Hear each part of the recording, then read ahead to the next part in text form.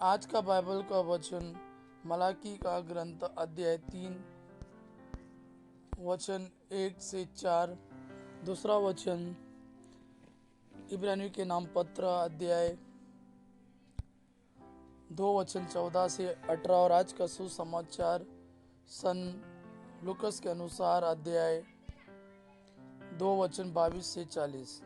मलाकी का ग्रंथ अध्याय 3 वचन 1 से 4। प्रभु ईश्वर यह कहता है, देखो मैं अपने दूत भेजूंगा जिससे वह मेरे लिए मार्ग तैयार करे। वह प्रभु जिसे तुम खोजते हो अचानक अपने मंदिर आ जाएगा। देखो विधान का वह दूत जिसके लिए तुम तरसते हो आ रहा है। कौन उसके आगमन के दिन का सामना कर सकेगा? जब वह प्रकट होगा तो कौन टिकेगा? क्योंकि वह सुनार की आग और धोबी के खार के सदृश है। वह चांदी गलाने वाले और शोधन करने वाले की तरह बैठकर लेवी के पुत्रों को शुद्ध करेगा और सोने चांदी की तरह उनका परिष्कार करेगा। तब वे योग्य रीति से ईश्वर को भेंट चढ़ाएंगे और प्रभु ईश्वर प्राचीन काल की तरह यहूदा और यरूशलेम की भेंट स्वीकार करेगा।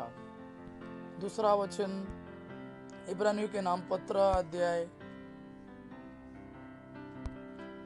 2 वचन 14 से 18। इब्रानियों के नाम पत्र अध्याय 2 वचन 14 से 18।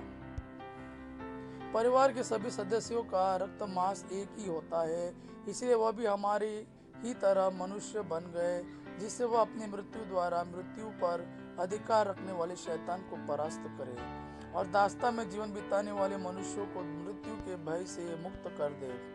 वह स्वर्गदूतों को नहीं बल्कि इब्राहिम के वंशजों की सुध लेता है। इसलिए यह आवश्यक था कि वह सभी बातों में अपने भाइयों के सदृश बन जाए, जिससे वह ईश्वर संबंधी बातों में मनुष्यों के दयालु और ईमानदार प्रधान याजक के रूप में उनके पापों का प्रायश्चित कर सके। उनकी परीक्षा ली गई और उन्होंने स्वयं दुख भोगा, इसलिए वह परीक्षा में दुख भोगने वालों की सहायता कर सकते हैं। आज का सुसमाचार सन लुकस के अनुसार अध्याय 2 वचन 22 से 40। जब मूसा की संहिता के अनुसार शुद्धिकरण का दिन आया तो वे बालक को प्रभु को अर्पित करने के लिए यरूशलेम ले गए। जैसा कि प्रभु की संहिता में लिखा है, हर पहलौठा बेटा प्रभु को अर्पित किया जाए, और इसलिए भी कि वे प्रभु की संहिता के अनुसार पंडुकों का एक जोड़ा या कपोत के 2 बच्चे बलिदान में चढ़ाए। उस समय यरूशलेम में सिमियोन नामक एक धर्मी तथा भक्त पुरुष रहता था। वह इजराइल की सांत्वना की प्रतीक्षा में था और पवित्र आत्मा उस पर छाया रहता था।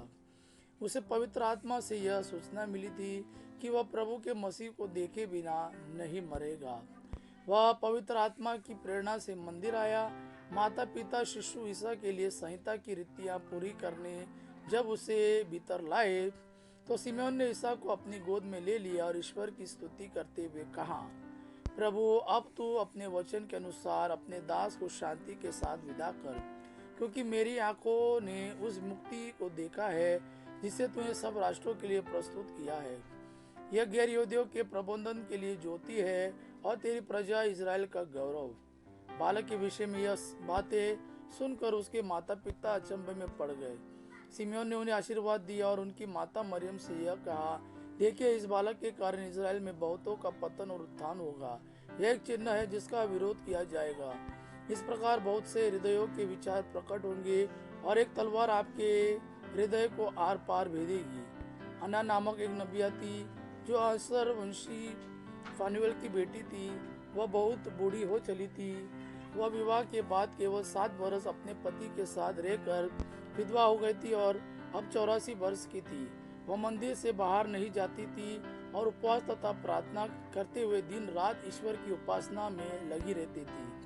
वह उसी घड़ी आकर प्रभु की स्तुति करने और जो लोग यरूशलेम की मुक्ति की प्रतीक्षा में थे वह उन सबों को उस बालक के विषय में बताने लगी। प्रभु की संहिता के अनुसार सब कुछ पूरा कर लेने के बाद वे गलीली अपनी नगरी नाजरेत लौट गए। बालक बढ़ता गया, उसमें बल तथा बुद्धि का विकास होता गया और उस पर ईश्वर का अनुग्रह बना रहा। यह प्रभु का वाणी है, प्रभु को धन्यवाद। अबा पिता की महिमा और पुत्र यीशु का प्रेम आप पर सदा सर्वदा बना रहे। आमीन।